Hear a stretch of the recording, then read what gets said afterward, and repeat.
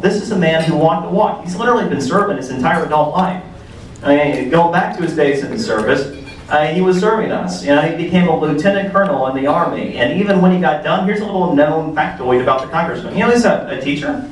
The Congressman was actually a teacher before he ended up serving us in Washington. You know, it's rare, and I'm going to mention something that J.C. Watts mentioned to me a number of years ago when he actually left the political scene.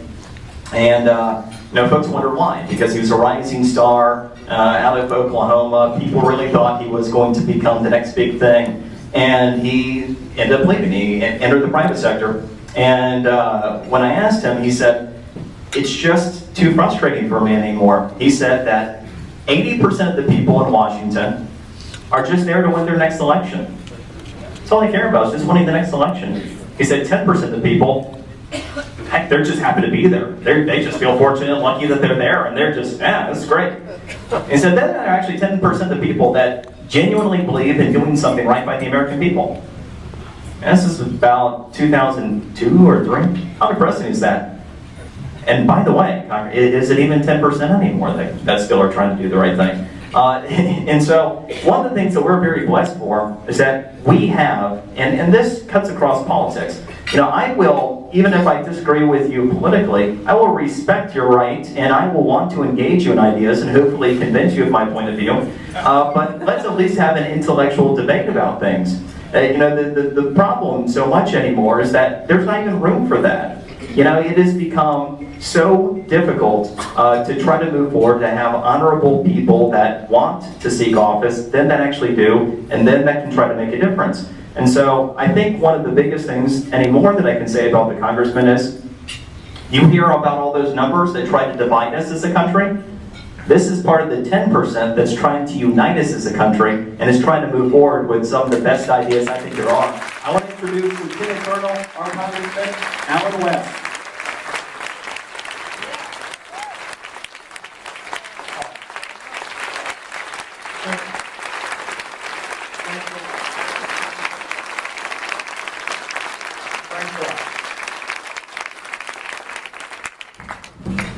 Well, Brian, and to WJNO and to everyone that's gathered here, I want to thank you so much for taking time out of your busy schedules to share lunch and give me an opportunity to share some insights and perspectives with you. But before I get going, I think it's something that we should always do. There's some very special people here in and amongst us. A gentleman by the name of Colin Straub, who was a World War II veteran. Sir, if you can please stand up.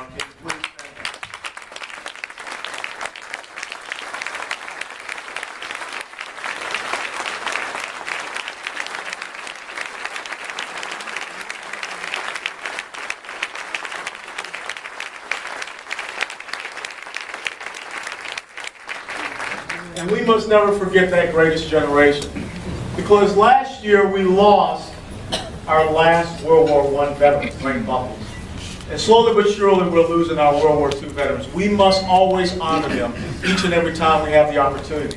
They were truly the greatest generation. They were truly a part of the generation that saved this world and brought freedom, liberty, and democracy to every single corner of this world. And if there are anyone here from the Korean War, if there are any veterans of the Korean War, if you would please stand.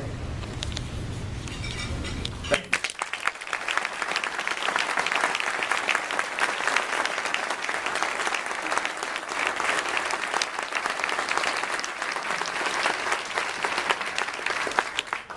In 1995, I had the privilege and honor of serving the 2nd Infantry Division on the DMZ in Korea. And there are people that call the Korean War the forgotten war. We must never forget the service and sacrifice of those brave men over those 3 years. It was the first major challenge of communism against us and what we believe in the freedom of the individual.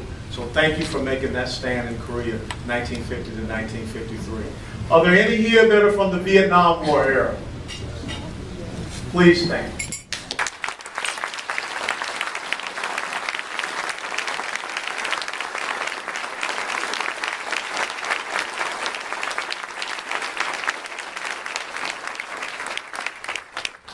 Just last week, I had the opportunity to be with a gentleman who broke the ground on the Vietnam Veterans Memorial. That was 30 years ago. And the next venture, they're looking to establish a Vietnam Veterans Education Center, where they will get a lot of the memorabilia and trivia and things of that nature, to have it all there, all the pictures and things of that nature, so that we will never forget those service and sacrifices of those men, to include my older brother who was there in Vietnam. Now, the rest of us, we're still kicking, you know, Desert Storm, Iraq, Afghanistan. God bless us all, because they enable us to be here today. So never forget the men and women that are standing as the watchmen on the walls, as it says in Psalms, so that we can be here enjoying this great lunch and look out at that beautiful venue. That's what they protect for each and every one of us every single day. So God bless them all.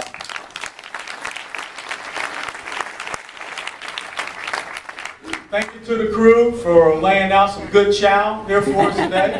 And we really appreciate each and every one of you and what you do. So please, around.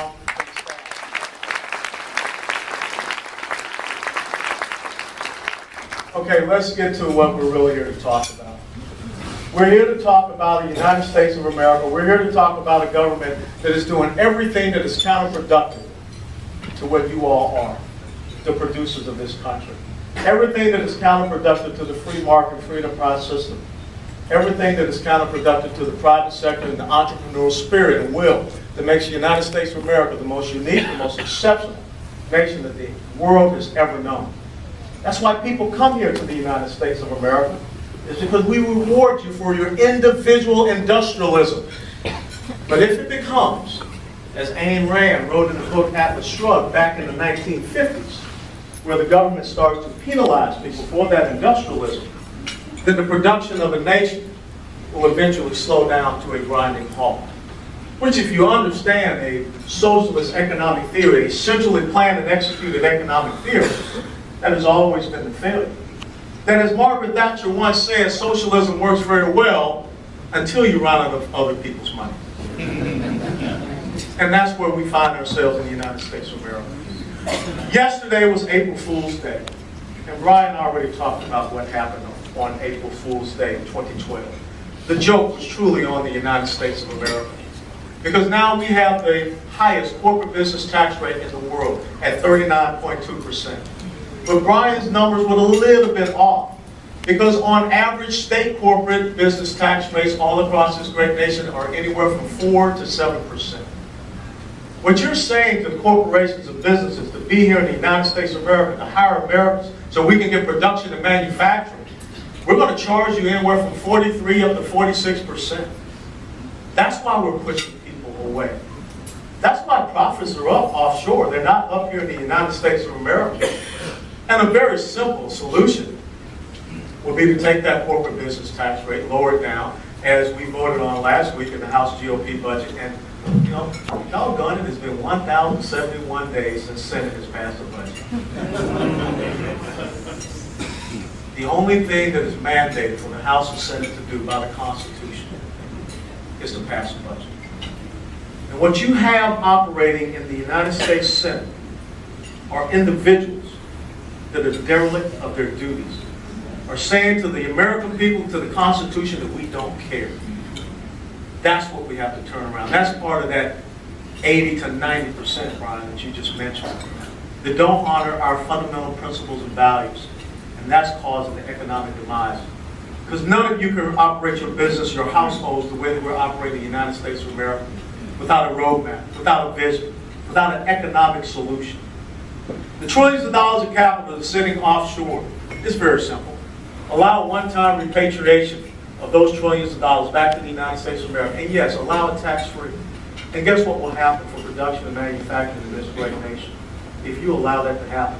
Lowering that corporate business tax rate. You can reduce the amount of deductions and loopholes and things of that nature. But it's not about setting the conditions for success. It's about a government that wants to have more control and more power. And I really believe that there are people in Washington, D.C. that don't understand what you all are, small businessmen and women. And I've had a great opportunity to sit on the Committee on Small Business. Most people don't realize that small business owners operate as subchapter S corporations or LLCs. So when you continue to hear this thing about fair share, when you continue to hear things about fairness, about economic equality, about raising tax rates on those upper brackets, guess who you're talking about raising taxes on? You're talking about raising taxes on the people that are out there trying to create opportunities to hire Americans. When you drive up US Highway 1 throughout this congressional district, from Fort Lauderdale Airport up to Jupiter Inlet, and you see all of those closed storefronts, once upon a time there were Americans working there, and they're not anymore. Because, as Bernie Marcus once said, the conditions are not right if I wanted to open up Home Depot like I did some years ago. Because the tax and regulatory policy are absolutely crushing small businesses and the private sector as a whole. When you think about Lisa Jackson, who is the administrator, the head of the EPA, she was asked one simple question last year when she testified before the House Energy and Commerce Committee. Administrator Jackson, do you take into consideration the economic impact or ramifications of the regulations that you're putting out from your agency? And without hesitation, she said no. And this is what you see happen. The cement industry, coal industry, whomever, are absolutely getting crushed. You talk to the farmers just over in the west part of this county and ask them about a thing called numeric nutrient criteria, where the EPA said that if farmers and some municipalities cannot produce runoff water parts per billion purer than rainwater, then they will be fined. And then when they were asked, how did you come up with a formula to have water that is more pure than rainwater, they said, we didn't. You just need to have it. This is the insidious nature that's emanating out of Washington, D.C. And the sad thing is that when you go to Washington, D.C., it is not the same as you see down here on Main Street with the closed storefronts. If you've been visiting Washington, D.C. within the last 3 or 4 months, all over that city you see construction cranes. And if they're building in Washington, D.C., who's paying for that construction? And if the construction is in Washington, D.C., that means the capital is not down here to grow and expand businesses, to hire Americans. See, when you look at the Patient Protection and Affordable Care Act, first of all, let's understand one simple thing. We do need to improve the health care costs in the United States of America. But 159 new government agencies and bureaucracy is not the way you do it. 16,000 new IRS agents is not the way that you do it. 11 new taxes, to include taxes that will raise capital gains, dividends taxes, and how many people are looking to pass their business off to the next generation? Death taxes are going to increase. Probably one of the most heinous things that I could ever think of. You're going to tax people while they're living. You're going to tax people to try to pass on to the next generation the business that they have grown. It's out of control. And what the argument that the Supreme Court heard last week, I don't know if anyone here has ever just pulled out your little Constitution and, taken a little gander and read that little thing called a Commerce Clause. It's not really long. It says that Congress has the ability to regulate commerce amongst several states, with foreign nations, and with the Indian tribes. And to go back and understand what the word commerce meant when they wrote the Constitution, commerce meant trade. But what we have happening in the United States of America now is a federal government that believes that they can create a commerce or a trade opportunity or a trade market and mandate to the individual American citizen that they must purchase a certain type of commodity. You cannot stretch the Commerce Clause to make sense of that. Now, if this were to be ruled constitutional,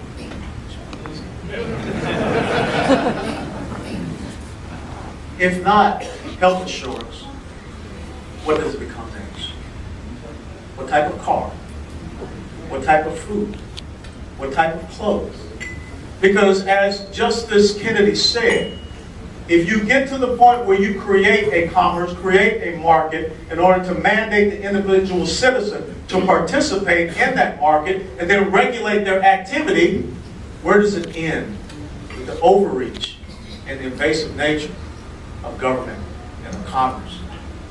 When you think about the decision that is going to come out, it is the fundamental decision which will separate the United States of America from being a constitutional republic to becoming a bureaucratic nanny-state. If the federal government can tell the American citizen what they must purchase, where does it end? If the federal government is allowed to go down and tell private sector organizations what type of services they must provide free of charge, where does it end? You go into the grocery store and tell them what type of food they must stock? Do you go and tell people what type of gasoline must be pumped? And let's talk about gasoline. Okay. Ladies and gentlemen, there are many different factors that we could do to get this price of gasoline down. Number one, we need to go and exploit every single means that we possibly can to have a full spectrum development of the energy resources of the United States of America. The oil, the natural gas, the coal, the hydrogen, the nuclear, the biofuels, all the way down to the world. But when you look at our monetary policy, where we're printing more money and devaluing our currency, that's causing gas prices to go up against the rising price per barrel. When you look at the fact we have the Keystone XL pipeline, that's another opportunity. We have got to get ourselves away from Venezuela, away from Saudi Arabia and other people. And when you talk about these quote-unquote subsidies, the oil and gas industry get no subsidies. They have what's called tax expenditures. They have cost recurring mechanisms. And when you look at those 7 different classifications, only 2 of them apply to the oil and gas industry. But the question you have to ask yourself, why would we send $2 billion of taxpayer money to another country like Brazil for them to do offshore energy exploration? We're doing everything that is counterproductive. And ladies and gentlemen, let's be very honest. Look at the price of the commodities in the grocery store. Because most of the things, the commodities that we have, are transported by truck. And if those gas prices continue to go up, those gas prices are going to affect the commodities that we're buying. This is a critical time for our country when we look at its economic security. So what do I think we must do? We've got to get people that understand that the folks who built America are not the folks sitting up in Washington, D.C. The folks who built America, the folks that have always had America's best interests at heart are the ones that are sitting here today. You represent the men and women, the entrepreneurial spirit, the businessmen that understood, I got an idea. I understand there's risk out there, but I believe I can take my idea and I can make something of it, and in doing so, I'll hire a few Americans who will get to work. But if we continue to crush you with health insurance premiums that are going up, if we continue to crush you with the environment of uncertainty that you see coming from our tax policies and regulatory policies, if we continue to crush you with our failing monetary policies, which have us monetizing our debt, keeping interest rates at 0%, artificially creating an economy. If we continue to crush you with things like the Dodd-Frank law, which is restricting the access to capital of our small community banks to our small business owners, then it's just a matter of time before the great dream of the United States of America that was penned by Thomas Jefferson some 236 years ago will be lost. The challenge is simple. You look at your children, and I ain't talking about partying or anything, but this is a moral issue. You look at your children, you look at your grandchildren, and you're going to give up on them. We are $15.6 trillion in debt. And we're estimated to be $16.2 trillion in debt by the end of this year. China holds 28% of our debt. First time since World War II, where Collins fought, our debt to GDP ratio is upside down. We owe more than what we're producing. We're on our 4th straight year of $1 trillion plus deficits, which means the federal government is spending ad nauseum, ad infinitum. Why not, since they don't have a budget? They don't have a guiding mechanism. And Senator Harry Reid already said he's not even going to look at or take up the budget we pass in the House. That's reprehensible. That's a violation of our Constitution. America is a republic. And as Plato once said very simply, and I'll end on this, those who refuse to participate in politics shall be governed by their inferiors. You make your choice. It's an important election cycle coming up in November. Look at your children, look at your grandchildren, and just ask yourself, are you going to be the first generation of Americans to leave less than what was left for you? And I pray to God that you answer that question the right way, so that 30 years from now, your successors are sitting here and they're talking about how you made a stand so that they can continue on being a small business owner in the greatest country that the world has ever known, these United States of America. God bless you all. Thank you.